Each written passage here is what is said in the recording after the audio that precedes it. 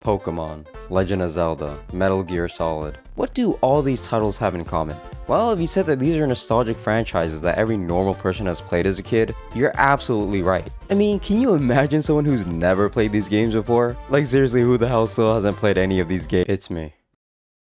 It's me. Unlike many of you, I never got the chance to play any of these games as a kid. Well, that's a lie, I actually had plenty of opportunities. It's just that back then I lost my DS twice and my dad refused to buy me any type of console ever since. That's right, no Pokemon, no Legend of Zelda, no other Super Mario game except Super Mario 64 and Mario Kart on the DS. Name any other game that was popular during the late 90s and early 2000s and chances are, I've never played them either. So, to make up for lost time, I've decided to return back to the past and attempt to play and rank some of the most popular video games from your childhood that I sadly missed out on.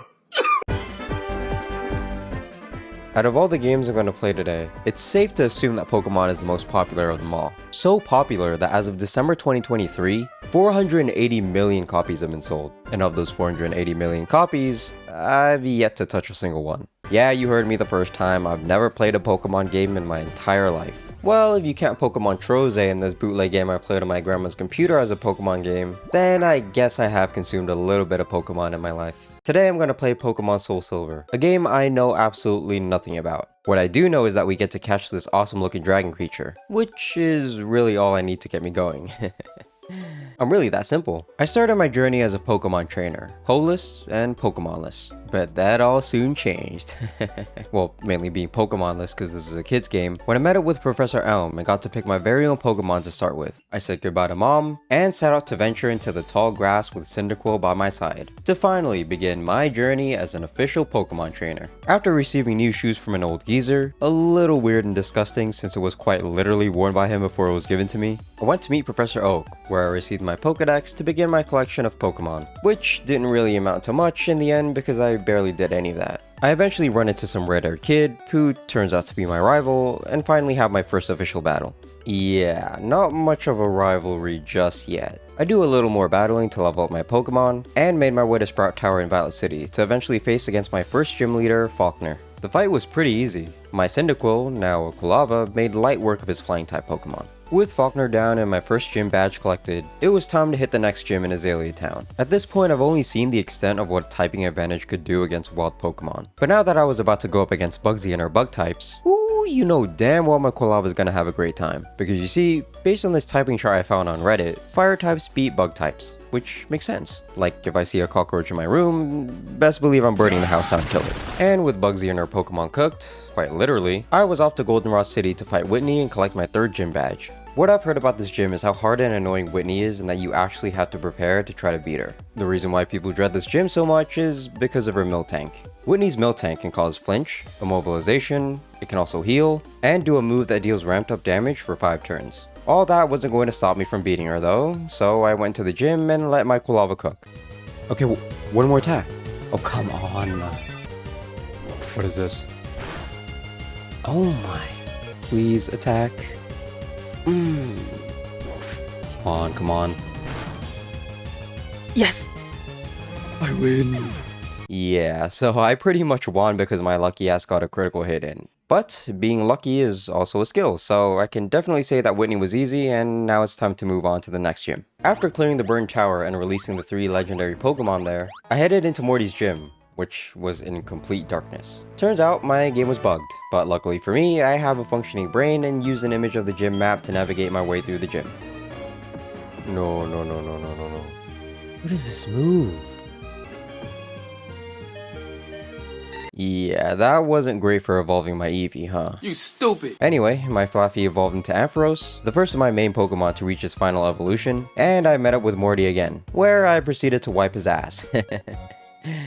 Yeah, so Morty and his stupid Gengar. I'm pretty sure that's the first time I quit to reset a battle. After the fight, I made my way to the 5th gym against Chuck, where my Quilava got his ass beat by his Primeape. Ampharos swept what was left of the battle, Quilava finally evolved into Typhlosion, and I stalked by the Lake of Rage to capture the shiny Gyarados. Oh my god, no.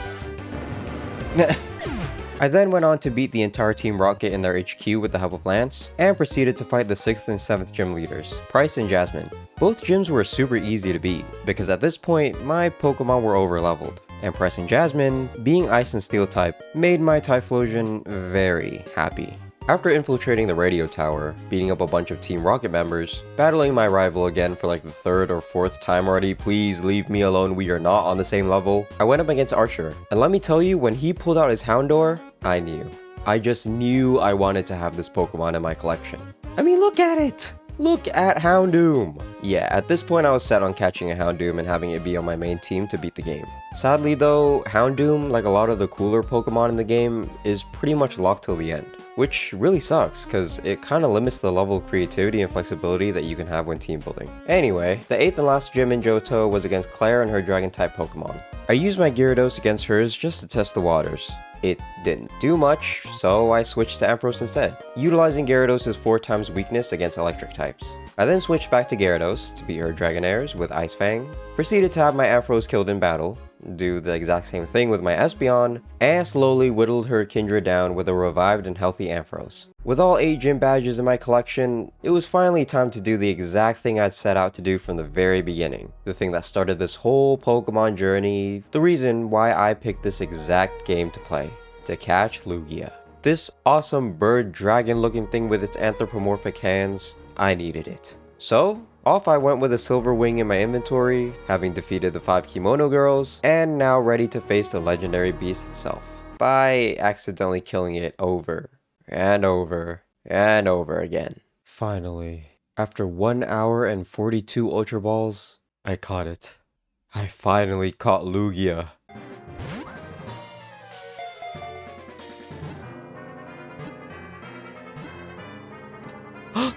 Let's go! Oh my god. I can't believe it. I actually cannot believe it. Time to put it on my team and see how powerful it is.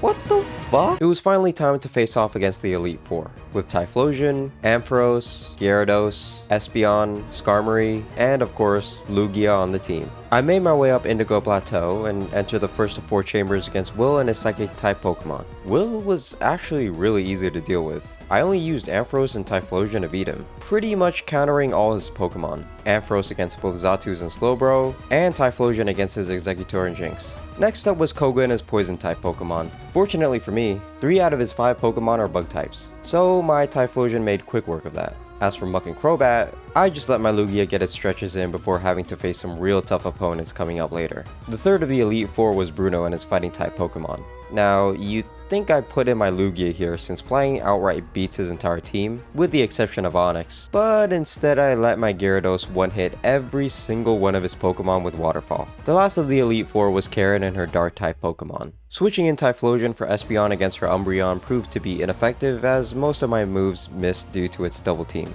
Typhlosion nearly dies in the process of trying to get some hits in and only manages to land 1 Focus Blast to finish her Umbreon off. Next up was her Gengar. Oh, for fuck's sake, not this little shit again. Luckily for me though, her Gengar didn't know Shadow Ball and didn't really do much with its Focus Blast. So my Gyarados was able to stack Dragon Dance 6 times, even through Spite, before completely wiping out her Gengar, Vileplume, Houndoom, and Murkrow. Finally, it was time to face off against the champion himself, Lance and his Dragon-type Pokemon. Having easily wiped out the Elite Four, I thought Lance was going to be the same. Well, my dumbass thought wrong. Very wrong. He opens up with Gyarados against my Espeon. Fine, I get off Reflect and Light Screen. I switch out Espeon for Ampharos and proceed to wipe his Gyarados out with Discharge. He then sends in his Dragonite. Cool, I remember this one from the time we fought against Team Rocket, so I send in my Gyarados, hoping that Ice Fang will be enough to deal with Dragonite's Dragon-type. I proceed to get one-shot by Thunder. Great. Barely defeating his Dragonite by using a bunch of heals and discharges, I was ecstatic. Now that his best Pokemon was down, I could finally relax and beat his remaining Pokemon with ease.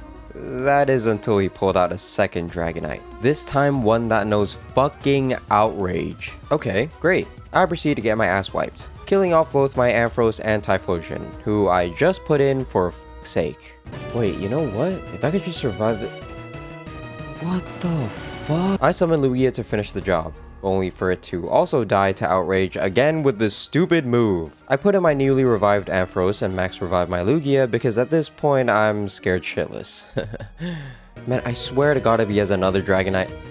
Oh, for fuck's sake! With Lance now defeated, I became the new league champion. I entered my team into the Hall of Fame, and sat there, watching the end credits roll out. With that, my journey came to a close. I accomplished everything I really wanted to do. Complete the 8 gyms, beat the Elite Four in Lance, build a respectable team, and catch my very own Lugia. That was it. There was nothing else for me to do. I'm sorry, what? You're telling me there's 8 more gyms to beat, and I have to go up against some dude named Red? Lieutenant Surge, who I'm pretty sure is Kent from Stardew Valley, it was actually a pretty close fight. Nearly died a couple times. Sabrina stood no chance against my Houndoom, who I finally got. Erica, grass type? Houndoom said hello, and said goodbye. Misty? We don't talk about Misty. Janine? Get your stupid poison types out of here. Brock? Fuck you for wiping out half my team. Blaine? If you don't get your bald ass off my screen. And Blue, somehow your Pidgeot alone made me play some of the most intense Pokemon battling ever, so props to you. Also, your gym sucks. I made my way up Mount Silver, expecting some more Pokemon to farm and collect, until I reached the top, and realized that, that's Red. After a thorough ass beating and waking up in the hospital, I knew what I had to do. Train. Train until I reached a respectable level to once again go up against Red. So, I did what anyone with an emulator would have done. Cranked that FPS up to unlimited and ran back and forth to farm some XP. This process was so boring, I kid you not, I took like 4 to 5 naps during the entire XP run. Honestly, respect to anyone who actually grinded for levels in real time. After some intense sessions of running back and forth in this one batch of bushes, it was time.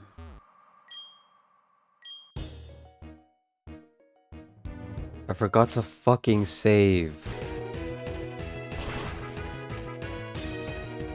You can stop there now.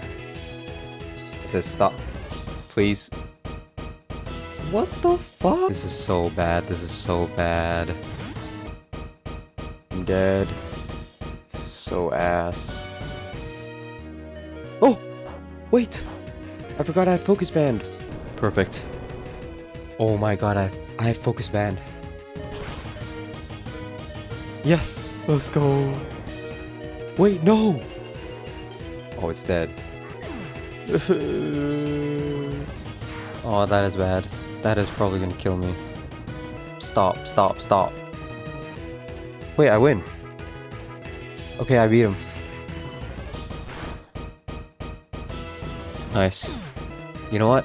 I'm going to stay and I'm going to apply Light Screen and then heal my Ampharos.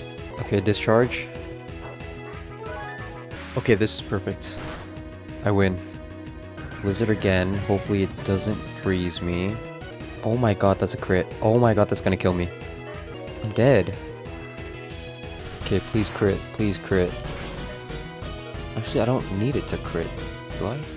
No, I don't. Please crit. Please crit. It's... You... Oh, what? Oh, wait, he dies. Hail falls. Nice. Great. Now I switch to... I'm at risk of being poisoned here. If I keep doing this, I'm poisoned. That's okay. Please do not do another sludge bomb, you annoying piece of shit. Are you kidding me?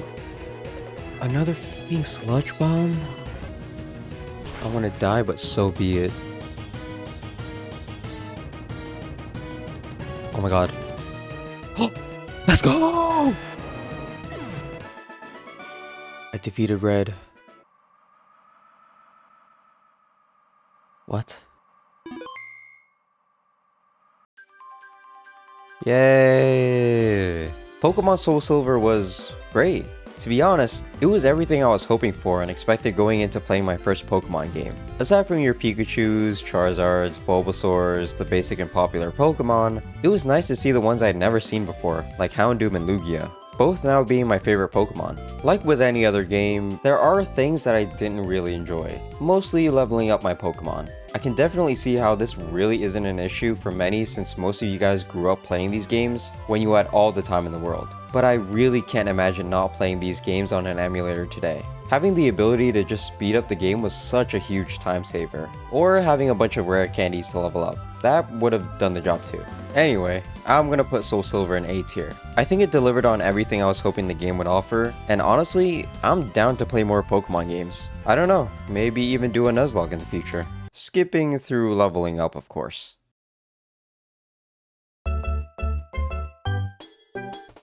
Alright, I have to come clean. This isn't my first time playing Super Mario 64. I know I'm a fraud, but hear me out. I never actually finished the game as a kid. To make a long story short, my sister took my DS and finished the game while I was still in tutoring class, and I still haven't forgiven her ever since. Look, I can't be going around claiming that Super Mario 64 is one of my favorite games of all time when I haven't even finished the damn game. So now that I have something to actually play it on, it's time for me to finally finish this game once and for all.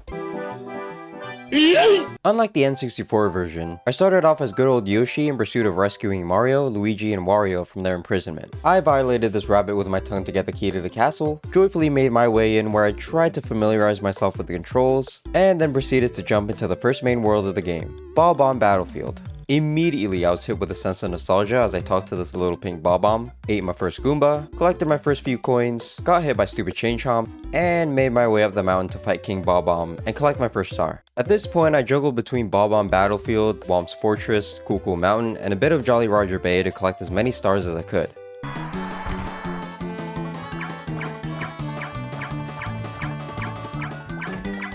Wait.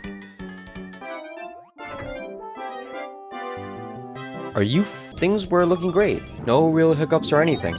Except that one time when I... Are you f***ing kidding me? That other time when I... Are you... Ooh. Oh, and also this. And this. Are you And this. Oh my god, I died. Oh, and this as well. Are you okay? Like, why? Yeah. Falling off ledges and jumping off to my death is going to be a recurring theme throughout this playthrough. But, rest assured, I didn't rage at all, and actually managed to keep a cool head. Suck a dick. Are you f***ing kidding me? Are you f***? Mamma mia! Yeah, mamma mia. Stupid ass move. Are you... Oh my god. This game can suck my f***ing ass. Yeah, Bob, man, shut the fuck. Wrong place, you f***ing asshole.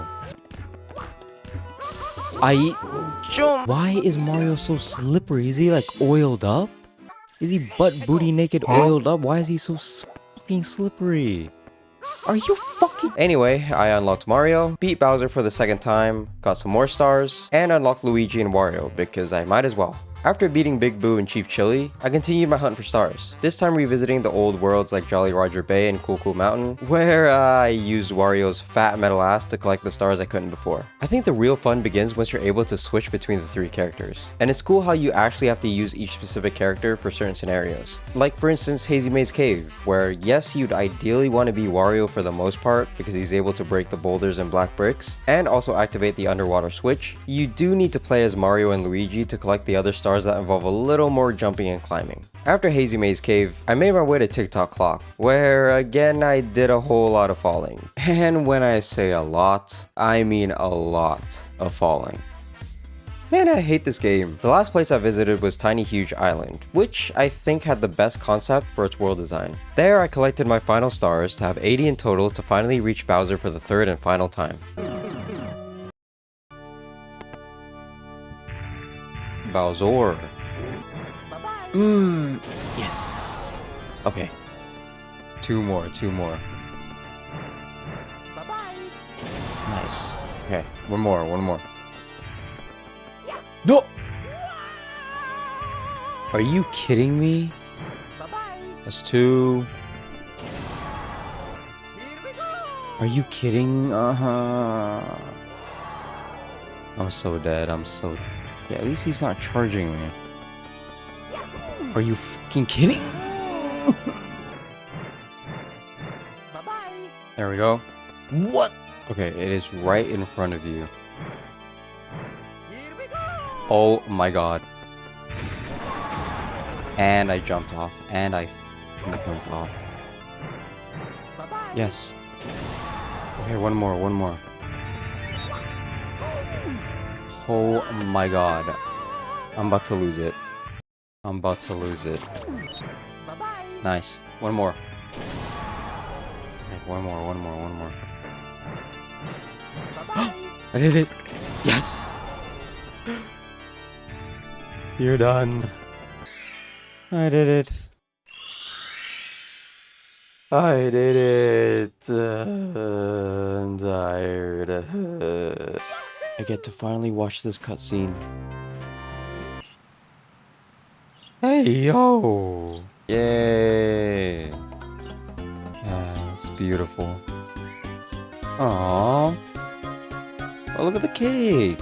Okay, it was definitely worth it. Well, I don't know what to say. On one hand, the game offers so much content with the new playable characters, the 30 extra stars that you can collect. Hell, there's even a room that you can go to with a bunch of minigames. But the controls, I don't know, the controls would honestly sometimes pull me out of the experience. There's just something off with how the characters move. Like, I feel like there's some kind of delay or lag. Yeah, you know, I'm gonna blame all my deaths on that. Eventually, I think I will play the N64 version just to see the main differences between the two games. As for the DS version, is it weird to say I didn't enjoy the game as much as I thought I would? Maybe this is purely from a gameplay perspective, and that everything else still held up to my expectations. And finally, getting to see the end credits that I missed as a kid? Yeah, okay, maybe it was worth it. You know what? I'll give it a B. A high B. If it weren't for the wonky controls, it for sure would have been an A tier.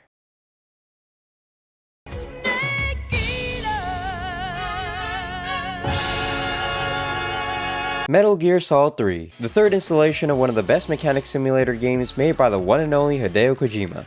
No? You're telling me this game is instead about Naked Snake, later known as Big Boss, undertaking a mission to rescue a defective Soviet scientist and sabotage a powerful new weapon? The game delves into themes of loyalty, betrayal, and the moral complexities of war, while featuring a mix of stealth, survival, and combat elements? Thanks, ChatGPT. Oh. Alright then. Patience. There's no way he goes in this bush, right? Are you fucking kidding me? Yeah, so you know how I said that the Super Mario 64 DS controls were bad? I might have overreacted, because no joke, the controls and the stealth gameplay of this game really made me want to end it all. Example, my first mission, to stealthily rescue Dr. Sokolov. Stealthily! I am one with nature. They will never see me. Oh! They will never see me. They will never see.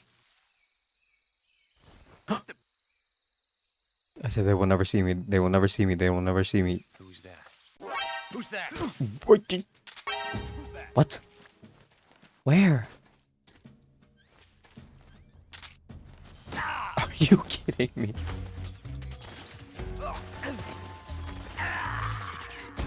I'm dead. What the fuck is this game? I'm a slither snake. Stop hugging a tree! Coast is clear. Are you fucking kidding me? Fuck it. I'm not doing stealth anymore. It's way too complicated. I'm just gonna dodge their bullets. A week passes by, and I finally get on my second mission. Rescue Sokolov, destroy the Shag God, and finally eliminate the boss. Let's see, phase, no pain. I'm not gonna use that. Come on.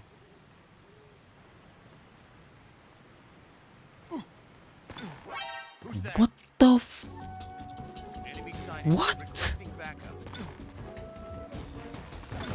Why is it so hard to run on the bridge? Hello? The name's Eva. My... So I gotta sneak out of here? Really? Really? What was I supposed to do? Snake eater. Over here. Behind the fucking crate. Are you kidding me? Or just kill me already. Just fucking kill me already. What? Where? Okay, there we go. Shit.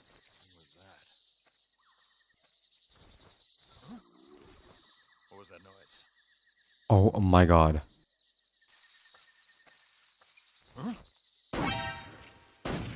Come on, weave.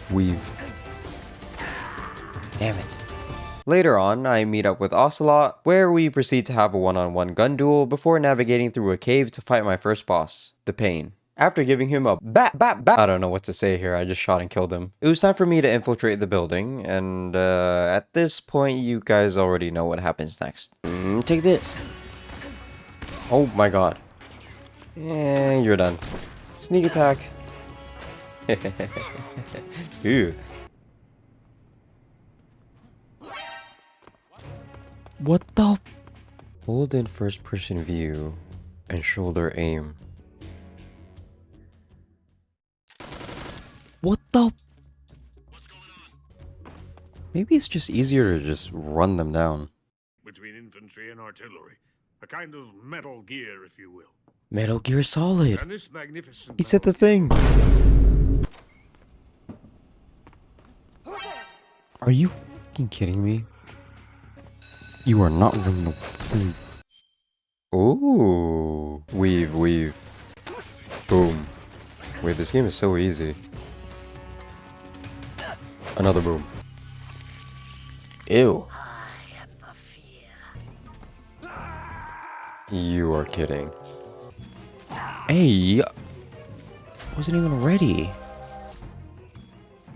Oh, no. I got greedy.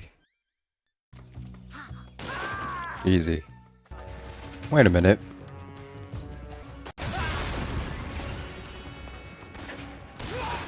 There we go. It looks so funny. I am the end. I am here to send you to your ultimate fate.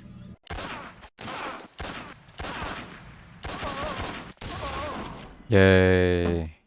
3 out of the 6 cobras down. And now time to quickly make my way up the mountain.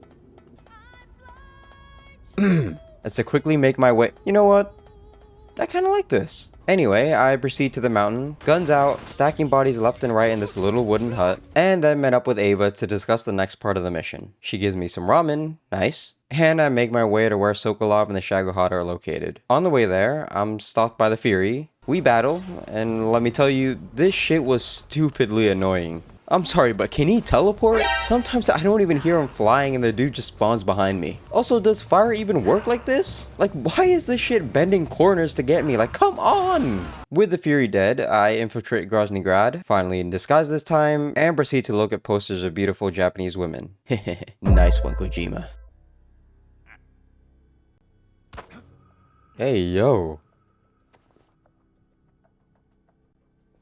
Hey, yo, what the fuck? Okay, this fight, if you can even call it that, is pretty long. Cause my dumbass decided to walk the length of the damn river twice before realizing that I could've just used the revive pill to put an end to my misery. I was tired. I needed something to replenish my energy. Something to motivate me to continue this goddamn mission. Oh, hello. With my spirit reinvigorated, I continue my mission. Snuck into the building that housed the Shagohod, planted some C4 to detonate the entire building, until my ass was caught and forced to fight Volgin. I proceed to beat him, go through an extensive driving and shooting sequence, fought Volgin for one last time on the Shagohod, and finally made it to the escape plane with Eva. Of course, though, there was one thing I needed to do. No, not rescue Sokolov because I'm pretty sure he's dead. It was to fight my former mentor, the boss. After an intense fight, I finally finished her off. I escape with Eva on the plane, and proceed to get a little freaky. More dialogue, some cutscenes, and the end. Alright, so what did I think of Metal Gear Solid 3? Okay, let's cover my biggest gripe with the game. The stupid stealth mechanics. Walk across a bridge? Nope. Make one small turn in any direction and your ass is hanging from that shit. How about sneaking when crouched? Can't do that either. You are locked to crawling, buddy. And when you're crawling, let's also lock the POV in the stupidly annoying position. Only until you're out of the bush will it change back to one that is a little more helpful. I am going to be honest though, despite all these glaring issues I have with the game, I actually found myself enjoying it the more I continue playing. Yeah, right from the first few missions, I already had this game at F tier, and that was being generous. But really, after playing the game, I don't know, I kinda actually like it. Everything about the game just exudes charisma, and you could just tell that Kojima and his team were really behind the creation of the game. You have so many Easter eggs and cool and nerdy references that just allows the game to develop a personality. For example, the references to Japanese food like ramen and sushi, or how Paramedic talks about Godzilla after you save the game, how Snake can ramble on and on about guns, the posters of real Japanese women, and let's not forget the ability to zoom in whenever Eva is around. If anything, this game made me love and appreciate Kojima and his vision more so than the actual game itself. I'll be generous because I really do think the pros outweigh the cons here, so I'll put Metal Gear Solid 3 in B tier.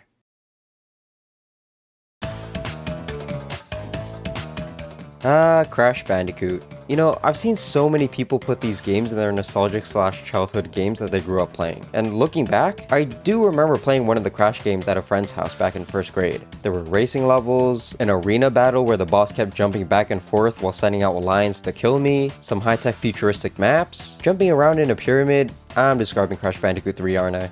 Fuck! Crash Bandicoot 3 was interesting to say the least. Like, I really don't know what to make of what I just played, but I'll get to my review a little later.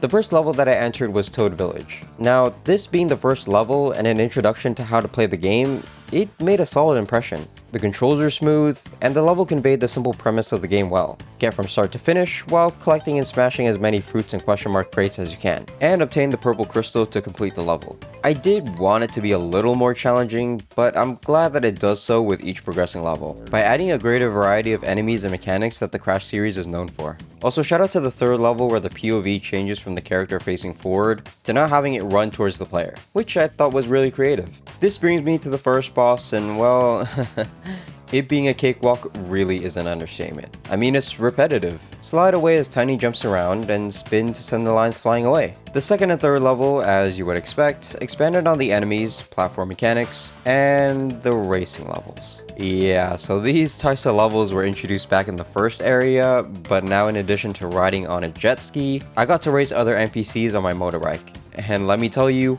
I did not enjoy these levels one bit. I don't know if it was just me, but I felt like the controls here were really wonky, and it was almost as if the NPCs were only there to sabotage me. Like, what the fuck is this? Anyway, the bosses in these areas were actually cool, especially this guy. Of course, like the other bosses, it involved a lot of jumping and sliding, but this one was more of a challenge, which made it a lot more enjoyable. The 5th area was by far my favorite in the entire game. Not only did it introduce the cool futuristic levels, it also featured 2 flying levels, one of which being the boss, that I thoroughly enjoyed. Most importantly though, there weren't any racing levels, so thank God for that. The 6th and last area of the game was also great. It expanded on the flying levels, and had a level where you had to navigate a temple in complete darkness. But the star of the show here was definitely the introduction of a new weapon. Yeah, so you know those fruits you collected in the other areas? Well, now they have a purpose. Any fruit you would collect would act as ammo for your fruit rocket launcher that you can use to shoot down enemies. It was honestly pretty broken though, making the levels a lot easier, but it was still fun nonetheless. The final boss of the game was, well, annoying as fuck. Like, why couldn't these 2 masks just fight somewhere else? I struggled. Yeah, I did. But, like with the previous areas, I beat the boss and saved the day. Or something, I don't know, I wasn't paying attention to the lore. All in all, Crash Bandicoot 3 was a solid game, but a really forgettable one. There were of course things that did hold the game back for me, mostly how some levels, even the bosses, felt a little too repetitive. And honestly, looking back at all the games I've played in this video, Crash Bandicoot 3 was definitely the most mid game of them all. So I don't think I can put it anywhere higher than a C. Sorry, Crash.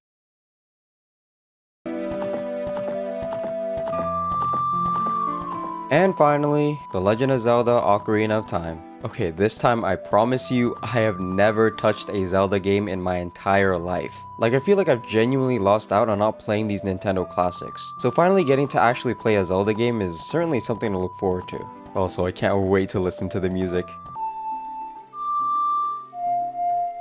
I started in Kokiri Forest, where I learned a bit of my origins and was introduced to my fellow Kokiri people. You see, it was kind of a special day for me. I finally got my own fairy and was told that I was summoned by the Great Deku Tree. Overjoyed by such news, I kinda got a little too excited and proceeded to destroy all pots, rocks, bushes, and pretty much anything I could hit. Look, it's how you earn money in the game, okay? Anyway, after getting my sword and shield, I headed deeper into the forest to meet up with the Great Deku Tree. Yeah, so it turns out the tree's been cursed and now it's my job to rid the curse that's lying within it. So, sword and shield in hand, I happily entered the tree's hole. Or I entered its mouth with my sword. I gleefully inserted myself in the tree. Of course, being the first dungeon, I didn't really have any trouble. It was actually a great opportunity for me to learn the basics of how to play the game and certain mechanics that'll be essential later on. It's a big spider, isn't it? What is that? No, no, no, no, no, no. What the f is that? Oh no. How do I stun her? This? Oh! Is there no health bar? How do I know if I'm doing anything to her? Finally.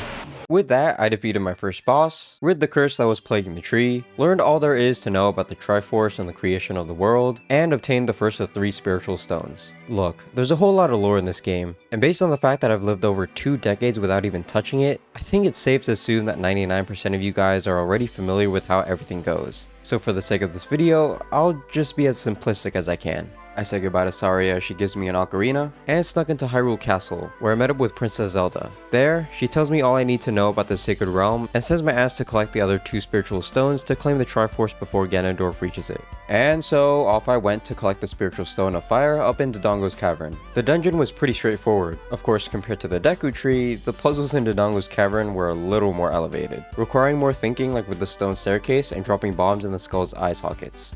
Oh hell no, what is King Dodongo? After continuously chucking bombs into King Dodongo's mouth, I obtained the second spiritual stone, and made my way to Zora's domain to save Princess Ruto from Lord Jabu Jabu's belly to finish my collection of the spiritual stones. I entered the dungeon, found Princess Ruto, and immediately carried her out, completing the goal of rescuing the princess from Lord Jabu Jabu's belly. Or so I thought.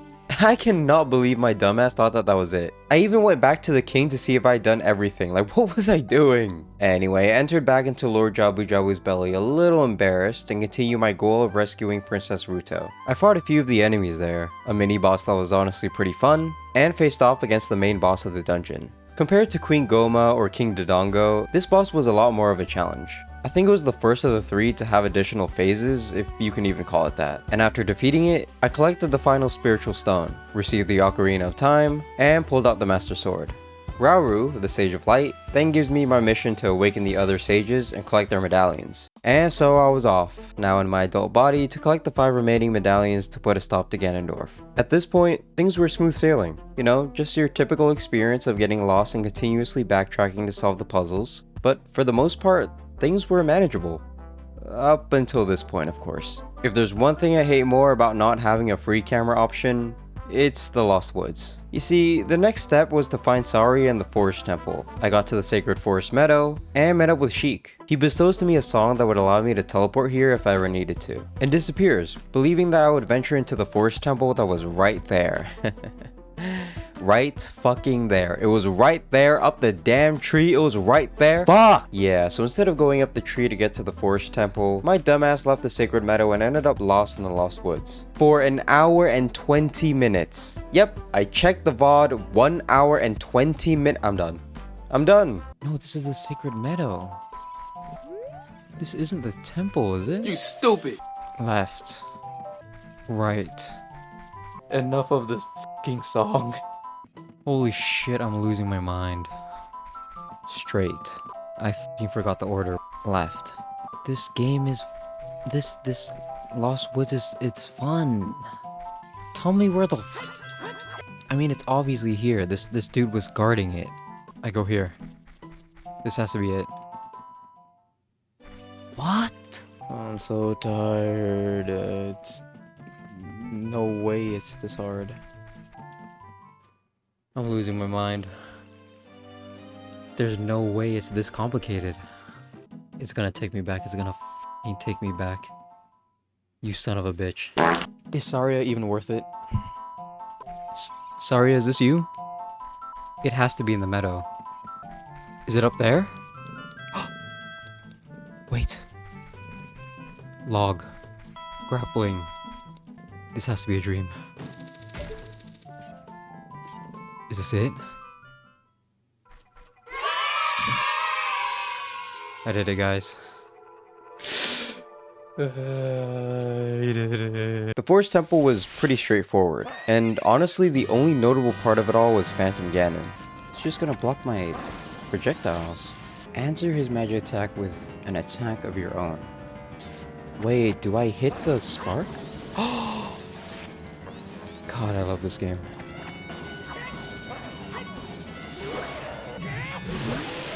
You're done. After beating Phantom Ganon and meeting up with Saria, now the Sage of the Forest, I obtained the Forest Medallion and was off to the Fire Temple. Stop fucking beeping! After saving the imprisoned Gorons, Give me your tip. going back and forth in this maze. God, Miyamoto loves his mazes, doesn't he? I finally got the Megaton Hammer and proceeded to whack the Lava Dragon to death. With the Fire Medallion in my collection, it was time for the Water Temple. I am so excited. I can just tell it's gonna be so much fun and that I'm not gonna have to go through the hassle of putting a certain piece of gear off and on again and constantly changing the water level. Ooh, I'm just so certain of it. Don't think I've... Wait, I've been here. Wait, wasn't I just here? What? Where have I not gone? Here? Did I just leave this place? I am actually lost. Okay, please be something new. Please be something new. It is something new. I love this temple. I really do. Yeah, going into it, I already knew the Water Temple was going to be a pain. But getting to actually experience it myself, that shit was on a whole nother level. Aside from everyone's favorite complaint about the temple being the iron boots, I found myself backtracking so many times that I even went out the damn temple. Nearly on multiple occasions. Like, what the f was I doing? I think not fully understanding the puzzles of the dungeon made it a lot harder than it needed to be. For example, this room. All I needed to do was hit the crystal switch with my hookshot, but the idea never really crossed my mind. It was only until I reached the room with the dragon statue when I figured out what to do. But even then, I'd already wasted quite a bit of time in the temple. After beating the boss, I collected the water medallion from Princess Ruto and made my way to the Shadow Temple. Anything else? No. Like the other main bosses in the game, Bongo Bongo wasn't all that difficult. I did die a few times, but that was only because my ass was a little greedy. And so, with 5 of the 6 medallions in my collection, it was time to ride west to Gerudo Valley. I proceeded to fight some Gerudo guards, free the prisoners, navigate through a damn desert, follow a stupid geezer witch through said desert, and finally reach the Spirit Temple, where upon entering, I was met with a small hole in the wall. But okay, it wasn't that bad since she taught me the song that allowed me to teleport back to the temple. Z targeting time. Oh my god. Z target, you fucking buffoon, you... Thank you. Yeah, take these back shots. Yep. Oh my god, I am going to die. Nice. Please, no mobs in here. There we go. Oh, it's so hard to control. Come on, she's right there. What? Holy. We did it. With the 2 witches down, I woke the Spirit Sage, got the Spirit Medallion, and completed my medallion collection, obtaining all the Sage power I needed to finally put a stop to Ganondorf. The Ganon fight was stupidly easy, and when I say stupidly, I'm more so referring to my dumbass for using the light arrows to deal damage to him when I could've just used my sword. Move, woman, move! Oh my god! There is a second phase. Oh, hell no. Oh, okay. Wait, I don't have a sword. Do I have anything? Oh, I have this. There we go.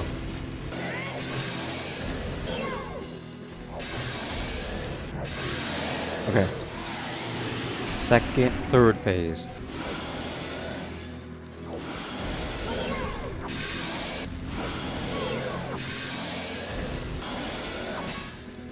Why am I just sucking his dick? What did he say? There we go. No, wait, I don't want to go back. And done.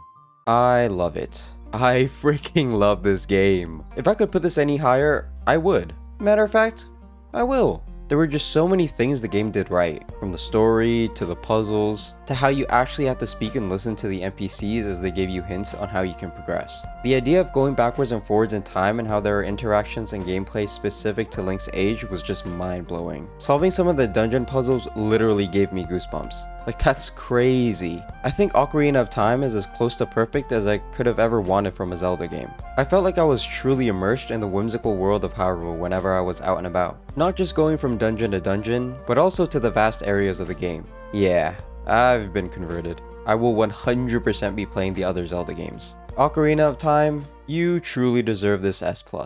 Here's the final tier list of some of the most iconic video games ever, based on my first time playing them. You know what?